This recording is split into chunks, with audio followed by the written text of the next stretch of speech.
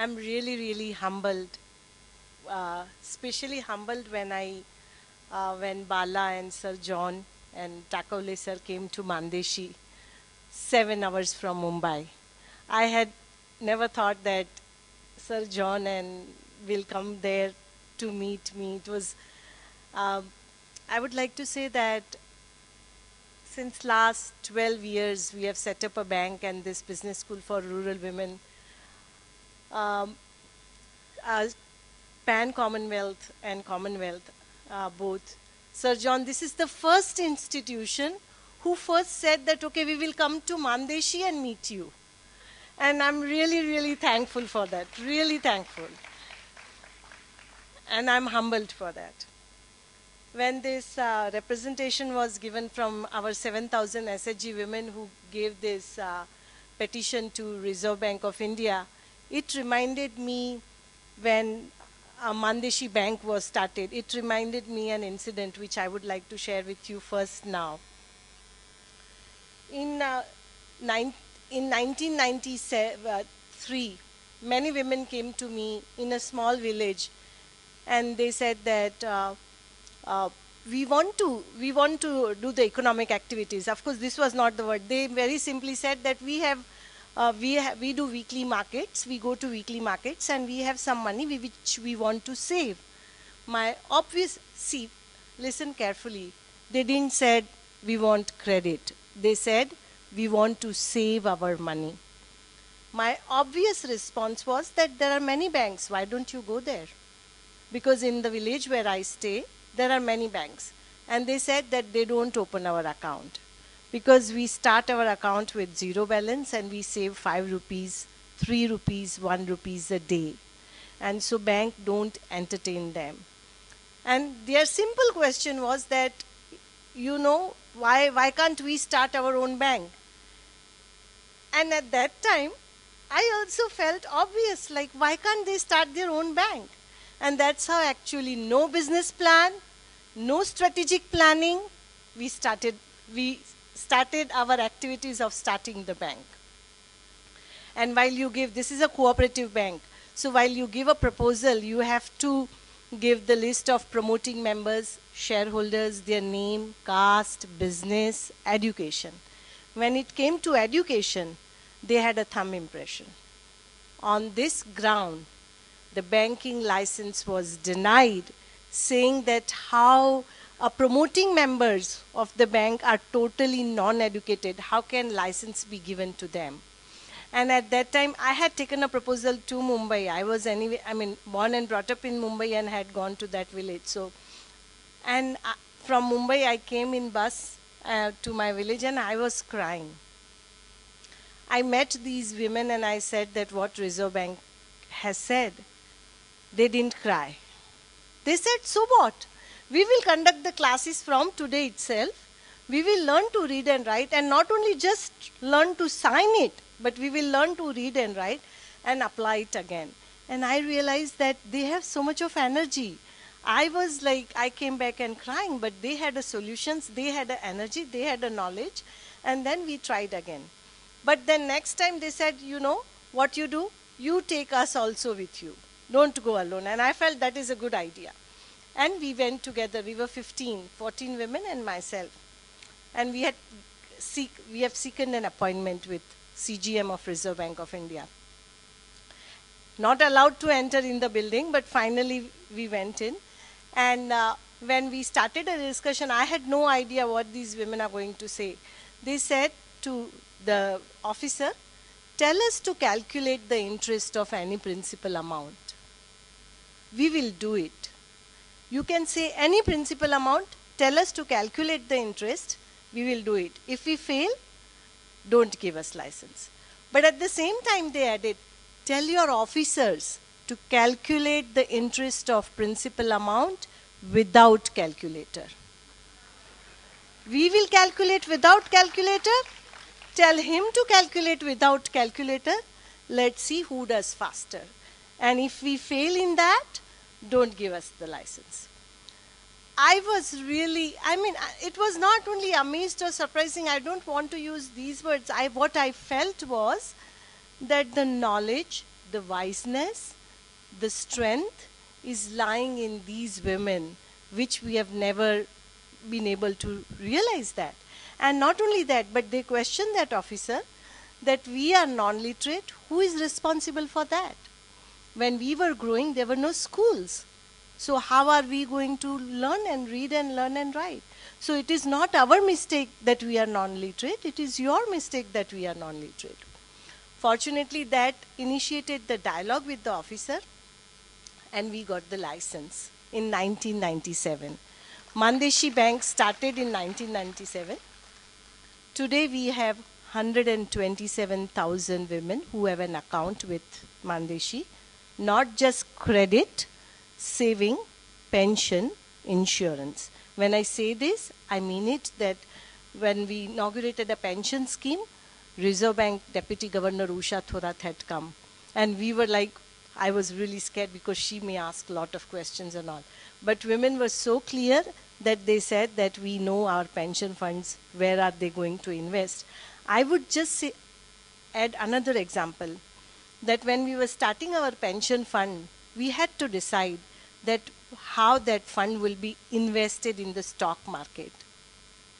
And UTI Mutual Fund fund manager was telling us that, see ma'am, if you want to earn 18%, 19%, at least 60% of your fund, 80% of your fund has to be invested in the stock market, in the shares. And remaining 20 we can go for bond market or something, then you will really, really earn very high interest. Our women said, nothing doing. Sarkar ke paise mein dalo. We don't want high interest. 7-8% is fine for us. And I realized that this wiseness didn't come from the school. It came, this wiseness in our women came the way they were leading their lives. When I'm sharing this, I also would like to share another thing. Bala very much said like Yale, about Yale and Harvard. I was in Yale, but I would humbly tell you one thing. The things which I learned in last 10 years when I was residing, when I'm in this village for last 20 years, what I learned, I have never learned in school, I have never learned in Harvard or Yale. And I will tell you what I have learned. In 2002, a bank was operating. One girl came, Sir John actually gave an example. One girl came to bank and she said that I want to work in bank in vacation from April to May. And I was really surprised, 13 years old. She had just completed her 7th grade because till 7th grade primary schools are there in the village. And then she said that I want to work for 2 months and you give me a salary and I'll buy a bike. And I was like, why do you want to work first thing and why do you want to work for just 2 months? We cannot employ you also. And she said that after, there's no school in my village. I want to go to 8th grade. There's no transportation facility available. My parents will not allow me to go if there's no transportation facility, and I want to buy a bicycle. And to buy a bicycle, I want to work so that I'll get a salary and I'll buy a bicycle and I'll go to 8th grade.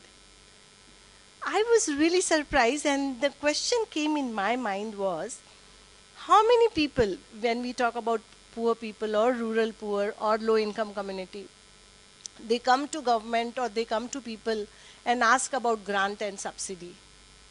This girl, she never said that, government should give me bicycle. She never said that government should give me subsidy. She just said, I want to work, I will earn on my own, I'll get a salary and I'll buy a bike. She had a solution. And I felt like Bala was mentioning that some women came and spoke from Tamil Nadu, some leaders of SHG leaders in front of UNESCO or some international organization. After listening to this girl, I felt that if she is advisor to World Bank, why can't we achieve the target of education for all by 2015? No question, she knows. And then that was the first time I realized the problem is not with them. We don't have to teach them. Problem is with us. We don't listen to them. We don't consider that they have solutions. We consider that we are the wisest people in the world.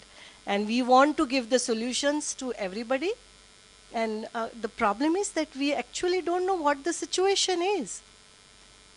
So that's why I always say that whatever I have learned in my life, I have learned with these communities, these people who have allowed me to think very differently. And that's how Mandeshi Bank came, and that's how Mandeshi B School, we always say it is a B school for rural women. And why do we say, I'll share with you later, but how this B school came into existence, that I will share with you, and then we can run some clippings. In 2004, one woman came, she was a wage earner, and she said that I am staying in a joint family, and my family can, and she took a loan to buy a buffalo, and she said, I want to start a milk vending business. She did milk vending business, she bought a buffalo, she was wearing buffalo for 2 years, and then again she came to bank, and she had formed this SHG group, self-help groups, and she said that now my buffalo rearing business can be taken care by my sister-in-law because I'm staying in joint family, and with my SHG group I want to start a new business. And she came to bank and she said that, why don't you tell me what business I should start? And our managers were a bit challenged, but they went with her in different areas to see different business, and she was very clear. She said, don't talk about kapad and papad. When it comes to women, generally people will talk about anything like clothes, kapad, and then papad, food processing. And she was very clear, no kapad and papad, tell me something very different. And she started a paper cup business. Today, she has registered the company. She has 13 machines. Her group women she has employed. She got an award from Prime Minister of India.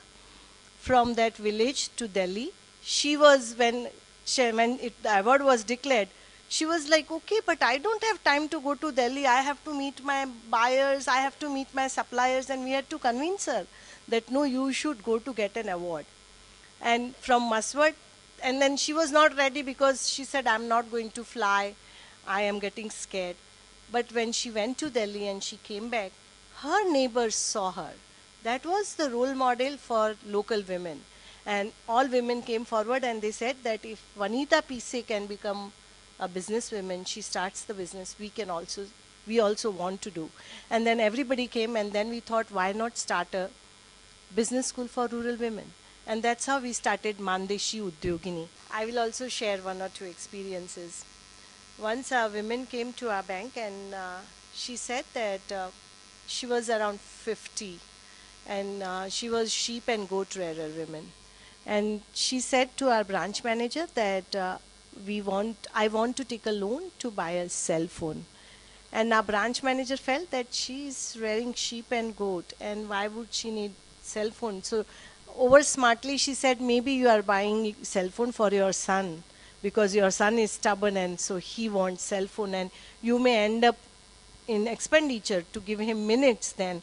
And she stopped her in between and she said that no, I want a cell phone for myself because I rear sheep and goat. I go out for 5 months. My kids stay with my mother-in-law and they go to school. I want to be in touch with them. And so that is the reason I want cell phone. And then she came upstairs and she said, you know, I don't know how to operate the cell phone. Why don't you start the classes, how to operate the cell phone and how to buy the minutes and how to sell the minutes of the SIM card. And then our business school started these classes. That's why I mentioned that when we started a business school, our women said that don't just talk about papad and kapad. So we have courses like with vegetables, women can also sell minutes of the cell phone and screen printing, photography. So, and that's how actually the business school or a bank has come up with a different program where our teachers were our women. And now I have a questions for everybody. First question, you must have seen a film in which one Nandini Lohar, she is making a photo frame. Actually, she is trying to get the property rights of her photo. It was really surprising. We never even thought that why would she need that. But she has designed one face, a local god in Gondavle, and that around that she has created Krishna.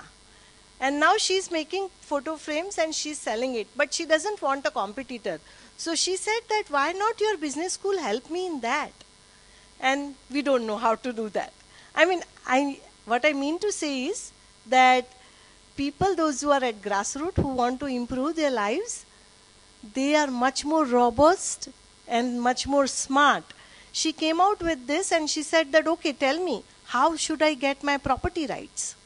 And then I realized that in villages, there are so many different types of animals, they have an indigenous variety, so many crops which can be patented.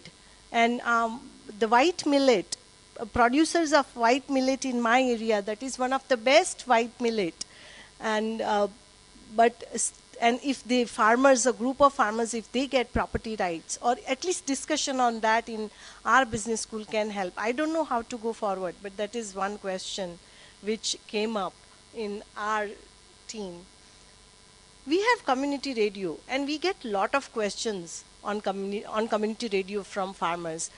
We also, when we started community radio, we started, having that very advisory program on health, because it is community. You cannot run Bollywood songs. And so then how do you make it interesting? So we use a lot of things. But we get a very different phone calls from people. And one of the phone call was from the grapes growers and pomegranate growers. About 2-3 things. One was about, of course, that is a disease called Telia. If Takawle sir is here, he would know that. That this particular disease where the pomegranates are wiped out. And farmers kept saying that nobody gives us information. No, and who gives them information is the local shop owners of pesticides and fertilizers, who they themselves don't know, but they become their teachers in the village because there is no extension service in agriculture. And second thing, another question, this is second about farmers. The third question, which is many of our women who do businesses, they say that, why don't you design something, MBA program for us? And I was like, okay, we'll get MBA student. And we do get MBA student from Stanford, from Harvard, and we'll ask them to design. The challenge part is that they are not literate. And they were like, no, we don't want that type of MBA program. That MBA program, nobody starts the business. They do jobs. And what is the sense in it? And they said, we are doing business. You explain us. How can we increase or scale our working capital? These words are my words. They just are very simple. They would say कि आज 50 बेचे तो कल कैसे मैं 100 बनाऊं और कैसे उसकी क्वालिटी, और मैं अकेली नहीं कर सकती हूँ, मेरे साथ 10 महिलाएं हैं. I have 10 women. How should everybody make a same quality? So that is her question, is that how do you design a program for them that they become a successful? I'm particularly using Deshi MBA because Mandeshi says that, okay, we'll design a Deshi MBA program for you, which helps you. And the last question, I'll give you an example. One woman, she has 12 tolas of gold, wage earner, और उसके पास 12 tolas of gold is 120 gram of 1200 gram of gold, that would be. And she came to bank, and I was just telling her that you are a wage earner, and how do you have so much of gold? And she said that you have to be really wise for that. And I was just like, why? Just explain me. And the answer she gave was, she said that on my field, she has not more, she has 4 acres of land, and she grows food grains, she have a cash crop, she rears animal. So she said that everything I keep surplus. I have at least 1 bag of food grain as a surplus after the harvest. I have animals, goats, kid, and chickens. Then she also produces jaggery. That is, before sugar, what you get is the jaggery. And every year, I keep all these things extra so that you can use it, which means like she's maintaining the liquidity. And then I just asked her, but then you are not giving me the reply that how were you able to get so much of gold? And then she said that what I do is that if I need money in my family business in agriculture. I sell animal. If animals are not there, then whatever gold I have, little bit, I'll mortgage that and go to the bank and I'll get money. But I never sell my food grains. I will only sell my food grains when somebody is really, really sick in the family. And then only, if I don't have money, I'll do it. But I never sell my animal for TV. I never sell my gold or mortgage my gold for refrigerator. I never, and I never take a loan for such things. My question is that she's so wise. How can we bring this wiseness of liquidity in the mainstream education? If we can do it, or if you would have done that before, US or Europe would not have crisis, which they had, or microfinance industry would not have crisis in India, which they already have. I know our SHG group women, they know a lot about it. And so my question is that there is so much of knowledge, so much of wiseness is lying in our rural communities. How can we mainstream that and bring it into our formal education and give an opportunity of younger generation of elite class to understand that? Thank you very much.